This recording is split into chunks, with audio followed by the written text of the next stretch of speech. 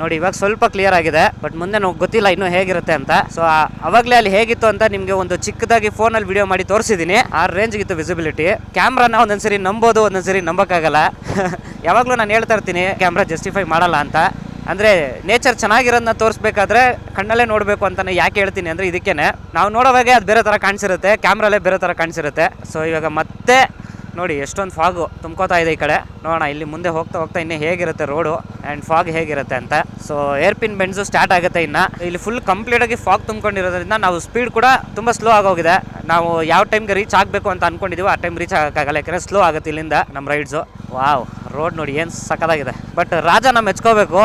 ನಂದು ಭಾಷೆ ಆದರೂ ಅಟ್ಲೀಸ್ಟ್ ABS ಇದೆ, ಅದು 2 ಡ್ರಮ್ ಬ್ರೇಕೆ, ಅದರಲ್ಲೂ ಏನು ಸಕ್ಕತ್ತಾಗಿ ರೈಡ್ ಮಾಡ್ತಿದ್ದಾನೆ. ಅದೇ ಹೇಳೋದು, ಇಟ್ಸ್ ಆಲ್ ಮೈಂಡ್ ಸೆಟ್ ಅಷ್ಟೇ. ಗಾಡಿ ದೊಡ್ಡದು ಚಿಕ್ಕದು ಅನ್ನೋದು ಮ್ಯಾಟ್ರ್ ಆಗಲ್ಲ. ಗಾಡಿ ಯಾವುದಾದ್ರೂ ಹೋಗೋ ಅಂತ ಮನಸ್ಸಿರಬೇಕು. ಹಾಗಾಗಿ ನೀವು ಅಷ್ಟೇ ಗಾಡಿ ಯಾವುದಿದ್ರೂ ರೈಡ್ ಮಾಡೋದನ್ನ ಸ್ಟಾಪ್ ಮಾಡಿಬಿಡಿ. ಓ ಮೈ ಗಾಡ್. ಸೊ ಇಷ್ಟೊಂದು ಫಾಗ್ ಇದ್ಬಿಟ್ರೆ ಏರ್ಪಿನ್ ಬೆಂಡ್ಸಲ್ಲೂ ಕಷ್ಟ ಆಗುತ್ತೆ. ನೋಡಿ ಇಲ್ಲಿ ನೋಡಿ, ಇಲ್ಲಿ ಏನೇನು ಕಾಣಿಸ್ತಿಲ್ಲ. ಇಲ್ಲಿ ಝೀರೋ, ಲಿಟ್ರಲಿ ಝೀರೋ. ಇದು ನೋಡಿ ಅಲ್ಲಿ ಬಸ್ ಬಂತೀಗ, ಯಪ್ಪ ಸ್ವಾಮಿ ಗೊತ್ತೇ ಆಗಲಿಲ್ಲ ಅದು. ಬಟ್ ಕಾರಲ್ಲಿ ಸಿಕ್ಕಾಪಟ್ಟೆ ಕಷ್ಟ ಹಿಂಗಿದ್ರೆ ಓಡಿಸೋದು. ನೋಡಿ ಇಲ್ಲೆಲ್ಲ ಫುಲ್ ಪೈನ್ ಫಾರೆಸ್ಟು, ಅದೆಲ್ಲ ನೋಡಿ ಏನು ಕ್ರೇಜಿ ಕವರ್ ಆಗಿದೆ ಫಾಗು. ಚಿಂದಿ ಸಾರ್ಥಕ ಆಯಿತು. ಅನ್ಪ್ಲ್ಯಾನ್ ಟ್ರಿಪ್ಸು ದಿ ಬೆಸ್ಟ್ ಅಂತ ಯಾಕೆ ಹೇಳ್ತಾರೆ ಅಂದರೆ ಇದಕ್ಕೇನೆ. ಏನು ಪ್ಲ್ಯಾನ್ ಮಾಡಿದ್ರೆ ಸಡನ್ನಾಗಿ ಹೋಗೋಣ ಅಂತ ಹೊರಟಿದ್ದು ಟ್ರಿಪ್ಪಿದು. ಬಟ್ ತುಂಬ ಚೆನ್ನಾಗೇ ಆಯಿತು ಟ್ರಿಪ್ಪು. ಒಂಥರ ನಾವು ಅಂದ್ಕೊಂಡಿದ್ದಕ್ಕಿಂತ ಚೆನ್ನಾಗಿ ಆಗ್ತಿದೆ. ಬಿಕಾಸ್ ನೇಚರ್ ಅಷ್ಟು ಚೆನ್ನಾಗಿ ನಮಗೆ ಸಹಕರಿಸ್ಕೊಂಡು ಬ್ಯೂಟಿನ ಎತ್ತೆತ್ತಿ ತೋರಿಸ್ತಿದೆ ನಮಗೆ. ನಾನು ನಿಮ್ಗೆ ಹೇಳ್ತಿದ್ದೆ ಮುಂದೆ ಇನ್ನೊಂದು ಬ್ಯೂಟಿಫುಲ್ ಆಗಿರೋಂಥ ಜಾಗ ಇದೆ, ನಿಮಗೆ ತೋರಿಸ್ತೀನಿ ಅಂತ. ಅದೇ ಇದು. ಸೊ ಇಲ್ಲಿಂದ ನೀವು ರೋಡ್ಸು ಸ್ವಲ್ಪ ಚೆನ್ನಾಗಿರಲ್ಲ, ಬಟ್ ವ್ಯೂ ಮಾತ್ರ ನೆಕ್ಸ್ಟ್ ಲೆವೆಲ್ ಇರುತ್ತೆ. ಯಾಕೆ ಅಂದರೆ ಈ ರೋಡ್ ಫುಲ್ಲು ಬರೀ ನಿಮಗೆ ಮರಗಳೇ ಇರ್ತವೆ, ಮರಗಳ ಮಧ್ಯ ರೋಡ್ ಇರುತ್ತೆ. ಅದು ನೋಡೋದಕ್ಕೆ ಎಷ್ಟು ಚಂದ ಅಂತ ನಿಮ್ಗೆ ಗೊತ್ತಾಗುತ್ತೆ ನೋಡಿ. ಈಗ ಅದರಲ್ಲೂ ಯೂಶಲಿ ಈ ಥರ ಫಾಗ್ ಇಲ್ಲ ಅಂದರೆ ನಿಮಗೆ ಮರಗಳಿನ್ನೂ ಜಾಸ್ತಿ ಕಾಣುತ್ತೆ. ಬಟ್ ಫಾಗ್ ಇರೋದ್ರಿಂದ ಸ್ವಲ್ಪ ಮರಗಳು ಕಮ್ಮಿ ಕಾಣ್ತಾ ಇರ್ಬೋದು, ಬಟ್ ಚೆನ್ನಾಗಿರುತ್ತೆ. ನೋಡಿ ಇಲ್ಲಿ ಲೆಫ್ಟ್ ಸೈಡಲ್ಲಿ ನೋಡಿ ಹೆಂಗಿದೆ. ಇಲ್ಲಿಂದ ಒಂದು 10 ಮೀಟರ್ಸ್ ಅಷ್ಟೇ ನನಗೆ ಕಾಣಿಸ್ತಾ ಇರೋದು.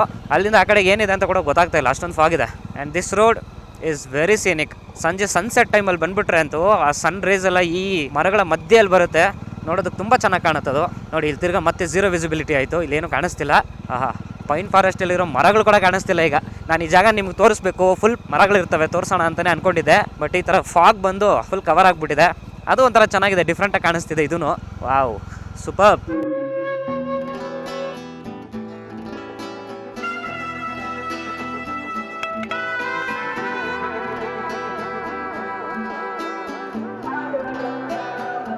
ಮೈ ಗಾಡ್, ನೋಡಿ ಇವಾಗ ಮುಂದೆ ರಾಜ ಹೋಗ್ತಿದ್ದಾನೆ. ಗಾಡಿ ಲೈಟ್ ಆನ್ ಆಗಿದೆ, ಅದು ಮಾತ್ರ ಕಾಣಿಸ್ತಿದೆ ಅಷ್ಟೇ. ದೂರ ಹೋದ್ಮೇಲೆ ಅವ್ನು ಸ್ವಲ್ಪ ದೂರ ಹೋದ್ಮೇಲೆ ಆ ಲೈಟ್ ಆನ್ ಆಗಿಲ್ಲ ಅಂದರೆ ಅದು ಕೂಡ ಕಾಣಲ್ಲ. ನೋಡಿ ಅಲ್ಲೊಂದು ಬಸ್ ನಿಂತಿದೆ, ಅದು ಕಾಣಿಸ್ತಾ ನಿಮಗೆ?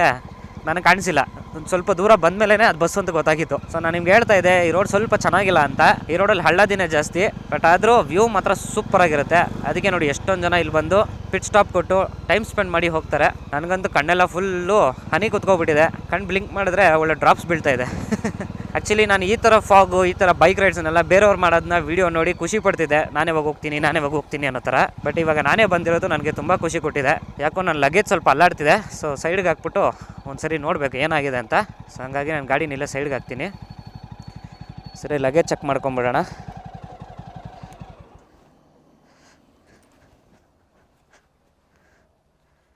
Okay, nothing to worry. Okay, ಹಾಗೆ ಒಂದು ಫೋಟೋ ತೊಗೊಂಬೋಣ. ಹೆಂಗೂ ನಿಲ್ಸಿದ್ದೀವಿ, ಸಿಕ್ಕಿದ್ದೆ ಚಾನ್ಸು ಅಂತ ಫೋಟೋ ತೊಗೊಂಡು ಹಾಗೆ ಮುಂದೆ ಹೋಗೋಣ.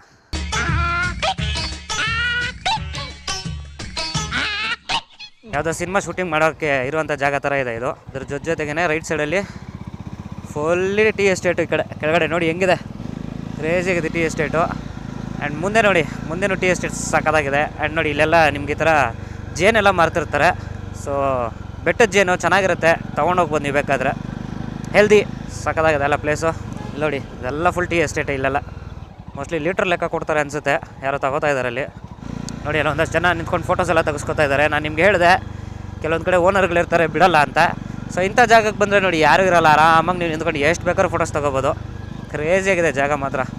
ಆ್ಯಂಡ್ ಈ ಟೀ ಪ್ಲಾಂಟೇಶನ್ ನಿಮ್ಗೆ ಯಾವಾಗ ಬಂದರೂ ಇರುತ್ತೆ, ಸಮ್ಮರಲ್ಲಿ ಬಂದರೂ ಇರುತ್ತೆ, ವಿಂಟರಲ್ಲಿ ಬಂದರೂ ಇರುತ್ತೆ. ಎಲ್ಲೋ ಒಂದು ಕಡೆ ಆದರೂ ನಿಮಗೆ ಮಾಡೇ ಇರ್ತಾರೆ ಯಾರಾದರೂ ಒಬ್ಬರು. ಕಂಪ್ಲೀಟಾಗಿ ಸ್ಟಾಪ್ ಅಂತೂ ಮಾಡಲ್ಲ ಎಲ್ಲರೂ. ನೋಡಿ ಅದೇ ಥರ ಇನ್ನೊಂದು ಜಾಗ ಸಿಗ್ತಿಲ್ಲಿ ಕೆಳಗಡೆ ಫುಲ್ಲು ಟೀ ಎಸ್ಟೇಟ್. ಇಲ್ಲಿ ಹೆಂಗಿದೆ ನೋಡಿ, ಅಲ್ಲಿ ಕ್ರೇಜಿ ಆಗಿದೆ ಅಲ್ಲ,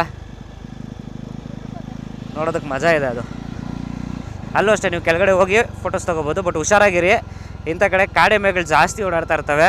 ಕಾಡೆಮ್ಮೆ ನಿಮ್ಮನ್ನೇ ತಿಂದ್ಬಿಡಲ್ಲ, ಬಟ್ ಅವು ತುಂಬ ಅಗ್ರೆಸಿವ್ ಆಗಿರ್ತವೆ. ಸೊ ಹುಷಾರಾಗಿರ್ಬೇಕಾಗತ್ತೆ ಅದಕ್ಕೆ. ಸೊ ಫೈನಲಿ ಘಾಟ್ ಸೆಕ್ಷನ್ ಎಲ್ಲ ಮುಗಿಸ್ಕೊಂಡು ಈಗ ಮುದುಮಲೈ ಟೈಗರ್ ರಿಸರ್ವ್ ವೆಲ್ಕಮ್ಸ್ ಅಂತ ಹಾಕಿರುವಂಥ ಒಂದು ಎಂಟ್ರೆನ್ಸಲ್ಲಿ ಎಂಟ್ರಿ ಹೊಡಿತಾ ಇದ್ದೀವಿ. ಅಂದರೆ ಮುದುಮಲೈ ಫಾರೆಸ್ಟ್ ಒಳಗಡೆ ಹೋಗ್ತಾ ಇದ್ದೀವಿ ಈಗ. ಸೊ ನಿನ್ನೆ ಇನ್ನೇನು ಎಕ್ಸಿಟ್ ಆಗಬೇಕು ಅನ್ನೋಷ್ಟು ಟೈಮ್ಗೆ ಆನೆ ಕಾಣಿಸ್ತು. ಈಗ ಸಮಯ ಸಂಜೆ 5:19 ಆಗಿದೆ. ನೋಡೋಣ, ಸಂಜೆ ಆಗಿರೋದ್ರಿಂದ ಯಾವ್ದಾನ ಅನಿಮಲ್ಸ್ ಕಾಣಿಸಿದ್ರೆ ಚೆನ್ನಾಗಿರುತ್ತೆ. ಕಾಣಿಸಿದ್ರೆ ನಿಮಗೂ ತೋರಿಸ್ತೀನಿ. ಈ ಸರಿ ಆನೆ ಸ್ಟಾರ್ಟಿಂಗಲ್ಲೇ ಕಾಣಿಸುತ್ತಾ ಕೊನೆಯಲ್ಲಿ ಕಾಣಿಸುತ್ತಾ ಅಂತ ನೋಡೋಣ. ಎಲ್ಲಿ ಕಂಡ್ರು ನಿಮ್ಗೆ ತೋರಿಸೋದಂತೂ ಪಕ್ಕ. ಸೊ ಆದಷ್ಟು ಬೇಗ ಫಾರೆಸ್ಟ್ನ ದಾಟ್ಬಿಡ್ಬೇಕು. ಲೇಟ್ ಆದರೆ ಗೇಟ್ ಕ್ಲೋಸ್ ಮಾಡಿಬಿಡ್ತಾರೆ, ಆಮೇಲೆ ಅದು ಕಷ್ಟ ಆಗುತ್ತೆ. ಅಟ್ಲೀಸ್ಟ್ ಇನ್ನೊಂದು 1 hour ಅಷ್ಟೊತ್ತಿಗಾದ್ರೂ ನಾವು ದಾಟ್ಬಿಟ್ರೆ ಪೀಸ್ಫುಲ್ಲಾಗಿ ಆಮೇಲೆ ಹೈವೇಲಿ ಹೋಗ್ಬಿಡ್ಬೋದು. ಈಗಷ್ಟೇ ಲೈಟಾಗಿ ಮಳೆ ಬೇರೆ ಬಂದು ನಿಂತಿದೆ ಅನ್ಸುತ್ತೆ, ರೋಡೆಲ್ಲ ಒದ್ದೆ ಆಗಿದೆ. ಸೊ ಎಂಟ್ರೆನ್ಸಲ್ಲಿ ಯೂಶಲಿ ಅಂತ ಹೇಳ್ಕೊಳ್ಳೋಂಥ ದೊಡ್ಡ ದೊಡ್ಡ ಅನಿಮಲ್ಸ್ ಯಾವುದು ಕಾಣಲ್ಲ. ಸ್ವಲ್ಪ ಡೀಪ್ ಇನ್ಸೈಡ್ ಹೋದ್ಮೇಲೆ ಅನಿಮಲ್ಸ್ ಕಾಣಿಸುತ್ತೆ. ಸೊ ಸಿಂಗಲ್ ರೋಡ್ ಆಗಿರೋದ್ರಿಂದ ಸ್ವಲ್ಪ ಟ್ರಾಫಿಕ್ ಜಾಸ್ತಿ ಇರುತ್ತೆ, ಯಾಕೆಂದರೆ ರೋಡ್ ಸ್ವಲ್ಪ ಸಣ್ಣ ಇದೆ. ಆ್ಯಂಡ್ ದೊಡ್ಡ ದೊಡ್ಡ ಗಾಡಿಗಳು ಬಂದಾಗ ಸ್ವಲ್ಪ ಕಷ್ಟ ಆಗುತ್ತೆ. ಸೊ ನಾನು ನಿಮ್ಗೆ ಹೇಳ್ತಿದ್ದೆ, ಫಾರೆಸ್ಟಲ್ಲಿ ಯೂಶಲಿ ರೋಡ್ಸ್ ಎಷ್ಟು ನೀಟಾಗಿ ಮೇಂಟೈನ್ ಆಗಿರುತ್ತೆ ಅಂದರೆ ಫಾರೆಸ್ಟ್ ಡಿಪಾರ್ಟ್ಮೆಂಟ್ಗೆ ಒಂದು ಸಲಾಮ್ ಹೇಳಲೇಬೇಕು. ಯಾಕೆಂದರೆ ಇಷ್ಟು ದೊಡ್ಡ ಕಾಡನ್ನ ಇಷ್ಟು ನೀಟಾಗಿ ಮೇಂಟೈನ್ ಮಾಡೋದು ಸಾಮಾನ್ಯದ ವಿಷಯ ಅಲ್ಲ. ಸೊ ಸದ್ಯಕ್ಕೆ ನಾವಂತೂ ಎಂಜಾಯ್ ಮಾಡ್ತಾ ಇದ್ದೀವಿ ರೈಡ್ನ. ಸೊ ಮುಂದೆ ಎಲ್ಲಾದರೂ ಅನಿಮಲ್ ಸಿಕ್ಕಿದ್ರೆ ತೋರಿಸ್ತೀನಿ ನಿಮಗೆ. ಸೊ ಸ್ನೇಹಿತರೆ, ಒಳಗಡೆ ಬಂದು ಒಂದು ಸ್ವಲ್ಪ ದೂರ ಬಂದ್ವಿ ಅಷ್ಟೇ. ಅಷ್ಟೊತ್ತಿಗೆ ಫುಲ್ ಮಳೆ ಬರೋಕ್ಕೆ ಶುರು ಆಯಿತು. ಸೊ ಹಂಗಾಗಿ ಕ್ಯಾಮ್ರಾ ಎತ್ತು ಒಳಗಡೆ ಇಟ್ಬಿಟ್ಟಿದ್ದೆ. ಬಟ್ ಒಂದು ಒಳ್ಳೆ ಇನ್ಫಾರ್ಮೇಷನ್ ನೋಡಿ, ಇಲ್ಲಿ ಎಷ್ಟು ಚೆನ್ನಾಗಿದೆ ನವಿಲು. ಆ್ಯಂಡ್ ಅಲ್ಲಿ ನೋಡಿ ಆನೆ ಡ್ಯಾನ್ಸ್ ಮಾಡ್ತಾ ಇದೆ ದೂರದಲ್ಲಿ. ಕ್ರೇಜಿ ಏನಕ್ಕೆ ಹಂಗೆ ಮಾಡ್ತಿದ್ದೆ ಗೊತ್ತಿಲ್ಲ, ಫುಲ್ಲು ಡ್ಯಾನ್ಸ್ ಮಾಡ್ತಾ ಇದೆ. ಸೊ ಆನೆನ ಕ್ಯಾಪ್ಚರ್ ಮಾಡಲೇಬೇಕು ಅಂತೇಳಿ ಗಾಡಿನ ಸೈಡ್ಗೆ ಹಾಕಿ ಕ್ಯಾಮ್ರಾ ಹಾಕ್ಕೊಂಡು ಮತ್ತೆ ವ್ಲಾಗ್ ಸ್ಟಾರ್ಟ್ ಮಾಡಿದ್ದೀನಿ. ಸೊ ಈಗ ಸ್ವಲ್ಪ ಮಳೆ ಕಮ್ಮಿ ಆಗಿದೆ, ಡ್ರಿಸಲ್ ಆಗ್ತಾ ಇದೆ. ನೋಡೋಣ ಮುಂದೆ ಇನ್ನೂ ಯಾವ್ದಾನ ಅನಿಮಲ್ಸ್ ಕಾಣುತ್ತಾ ಅಂತ. ಆ್ಯಕ್ಚುಲಿ ಅಲ್ಲಿ ಹೊಳೆ ಹತ್ರ ಒಂದು ಆನೆ ಮಿಸ್ ಆಯಿತು, ಯಾಕಂದರೆ ಮಳೆ ಬರ್ತಾಯಿತ್ತು. ಹಾಗಾಗಿ ನಾನು ಕ್ಯಾಮ್ರಾನ ಆಚೆ ತೆಗಿಯೋಕ್ಕೂ ಆಗಲಿಲ್ಲ, ಗಾಡಿ ನಿಲ್ಲಿಸೋಕ್ಕೂ ಆಗಿಲ್ಲ. ಅಲ್ಲೊಂದು ಕಡೆ ಗಾಡಿಗಳನ್ನ ನಿಲ್ಲಿಸೋದಕ್ಕೆ ಒಂದು ಆಪ್ಷನ್ ಇತ್ತು, ಕರೆಕ್ಟಾಗಿ ಅದೇ ಟೈಮ್ಗೆ ಆನೆ ಕಾಣಿಸ್ತು. ಸೊ ಹಾಗಾಗಿ ರೆಕಾರ್ಡ್ ಮಾಡೋಣ ಅಂತೇಳಿ ಗಾಡಿ ನಿಲ್ಲಿಸಿ ಕ್ಯಾಮ್ರಾ ಹಾಕ್ಕೊಂಡೆ. ಆ್ಯಕ್ಚುಲಿ ನಾನು ಕ್ಯಾಮ್ರಾ ಎತ್ತು ಒಳಗಡೆ ಇಟ್ಟು ಒಂದು 100 meters ಬಂದೆ ಮಳೆ ಶುರುವಾಗಿದ್ದಾಗ. ನೋಡಿದ್ರೆ ಜಿಂಕೆಗಳೆಲ್ಲ ರೋಡಲ್ಲೇ ನಿಂತ್ಬಿಟ್ಟಿತ್ತು. ನೋಡೋಕೆ ತುಂಬ ಚೆನ್ನಾಗಿತ್ತು, ಒಂಥರ ಖುಷಿ ಆಗ್ತಿತ್ತು ನೋಡಿದಾಗ. ಸೊ ನೋಡೋಣ ಮುಂದೆ ಇನ್ನೂ ಯಾವ್ದಾನ ಅನಿಮಲ್ಸ್ ಕಾಣುತ್ತಾ ಅಂತ. ಟೈಗರ್ ರಿಸರ್ವ್, ಬಟ್ ಯಾವತ್ತೂ ಹುಲಿ ಅಂತೂ ಕಾಣಿಸಿಲ್ಲ. ಸೊ ಕ್ಯಾಮ್ರಾನ ಸ್ವಲ್ಪ ಒರೆಸೋಣ, ಯಾಕೆಂದರೆ ಸ್ವಲ್ಪ ಡ್ರಿಸಲ್ ಆಗ್ತಾ ಇದೆ. ಅವಾಗ ಒಂಚೂರು ಮಳೆ ನೀರು ಬೀಳ್ತಾ ಇರುತ್ತೆ. ಚೆನ್ನಾಗಿದೆ ವೆದರು. ಈ ಕಡೆ ಹನಿ ಬೀಳ್ತಾ ಇದೆ ಸಣ್ಣದಾಗಿ, ಫುಲ್ ಚಿಲ್ಲಿಂಗ್ ವೆದರು. ನೋಡಿ ಕಾಡೆಮ್ಮೆ ನೋಡಿ ಎಷ್ಟೊಂದಿದಾವೆ ಇಲ್ಲಿ. ಕಾಣಿಸ್ತಿದೆಯೋ ಇಲ್ವೋ ನಂಗೆ ಗೊತ್ತಿಲ್ಲ. ಓ ಮೈ ಗಾಡ್, ಕಾಡೆಮ್ಮೆ ಎಲ್ಲ ಅದು ಆನೆಗಳು. ಅಲ್ಲ, ಕಾಡೆಮ್ಮೆನೆ ಕರೆಕ್ಟು. ಆನೆ ಥರ ಕಾಣಿಸ್ಬಿಡ್ತು ನನಗೆ, ಅದ್ರದ್ದು ಬಾಲ ಸೊಂಡ್ಲ ಥರ ಕಾಣಿಸ್ಬಿಡ್ತು. ಎಷ್ಟೊಂದಿದೆ ಕಾಡೆಮ್ಮೆ.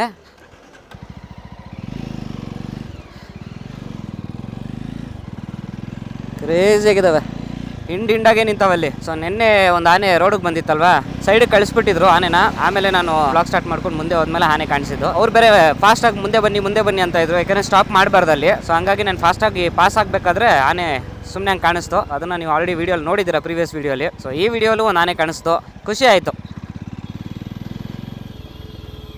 ಇಲ್ಲೋಡಿ ಇಂದ ನನ್ನ ಮಕ್ಳು ಇರ್ತಾರೆ. ಅಷ್ಟು ಮಾತ್ರ ಜಡ್ಜ್ಮೆಂಟ್ ಗೊತ್ತಾಗಲ್ವ, ಅಲ್ಲಿ ಗಾಡಿ ಬರ್ತಿದೆ ಹೋಗ್ಬೇಕಾ ಬೇಡವಾ ಅಂತ. ಹೆಂಗಂದ್ರೆ ಹಂಗೆ ನುಗ್ಬಿಡ್ತವೆ.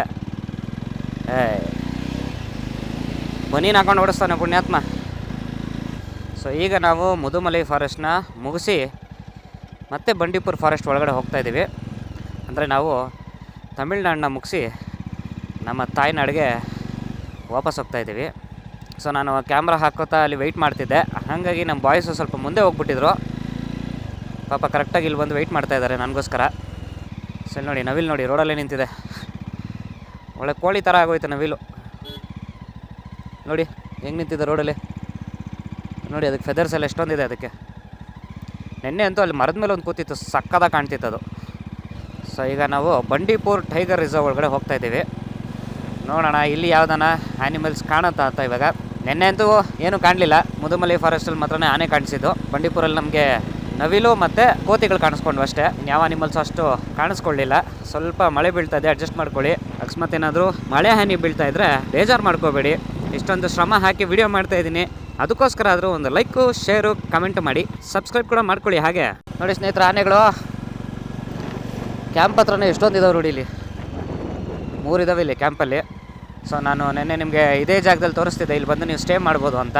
ಸೊ ನನ್ನ ಪ್ರೀವಿಯಸ್ ವ್ಲಾಗ್ ನೋಡಿದ್ರೆ ನಿಮ್ಗೆ ಗೊತ್ತಿರುತ್ತೆ. ಸೊ ಈ ಜಾಗದಲ್ಲಿ ಆನೆಗಳೇನು ಕಾಣಿಸ್ಲಿಲ್ಲ ನೆನೆ, ಬಟ್ ಇವತ್ತು ಒಂದು 3 ಆನೆ ಕಾಣಿಸ್ತು. ನವಿಲ್ಗಳಂತೂ ಕೋಳಿಗಳೇ ಬಿಡಿ, ರೋಡ್ ತುಂಬಾ ಇದಾವೆ. ಸೊ ಅವಾಗಿಂದ ಮಳೆ ಬಿಡದೆ ಹೊಡಿತಾ ಇದೆ, ಇವಾಗ ಸ್ವಲ್ಪ ಬಿಟ್ಟಿದೆ. ರೈನ್ ಗೇರ್ ಹಾಕೊಂಡು ತುಂಬಾ ಒಳ್ಳೇದಾಯ್ತು, ಇಲ್ಲಾಂದಿದ್ರೆ ಕಂಪ್ಲೀಟ್ ಆಗಿ ನೆಂದೋಗ್ಬಿಡ್ತಾ ಇದ್ವಿ ನಾವೆಲ್ಲ. ಸೊ 3 ಜನ ನಿಲ್ಸಿ ಫಸ್ಟ್ ರೈನ್ ಗೇರ್ ಹಾಕೊಂಡ್ಬಿಟ್ವಿ, ಆಮೇಲೆ ನೋಡ್ಕೊಳ್ಳೋಣ ಏನಾದ್ರು ಇದ್ರೆ ಅಂತ. ಸೊ ಫೈನಲಿ ಬಂಡೀಪುರ್ ಫಾರೆಸ್ಟ್ ಕೂಡ ಮುಗಿತಾ ಬಂದಿದೆ ಈಗ. ಸೊ ಇಲ್ಲಿಂದ ನಾವು ಬಂಡೀಪುರ್ ಫಾರೆಸ್ಟ್ ಇಂದ ಆಚೆ ಹೋದ್ಮೇಲೆ ಬರೀ ಒಂದು ಸ್ಟ್ರೆಚ್ ಸಿಗುತ್ತೆ, ಸ್ಟ್ರೆಚ್ ಅಲ್ಲಿ ಸುಮ್ಮನೆ ಗುಯ್ಯೋ ಅಂತ ಹೋಗ್ತಾ ಇರೋದಷ್ಟೇ. ಸೊ ಇಲ್ಲೊಂದಷ್ಟು ಚೆಕಿಂಗ್ ನಡೀತಾ ಇದೆ. ಇಲ್ಲಿಂದ ಬಂಡೀಪುರ್ ಫಾರೆಸ್ಟ್ ಆಲ್ಮೋಸ್ಟ್ ಕಂಪ್ಲೀಟ್ ಆದಂಗೆನೆ.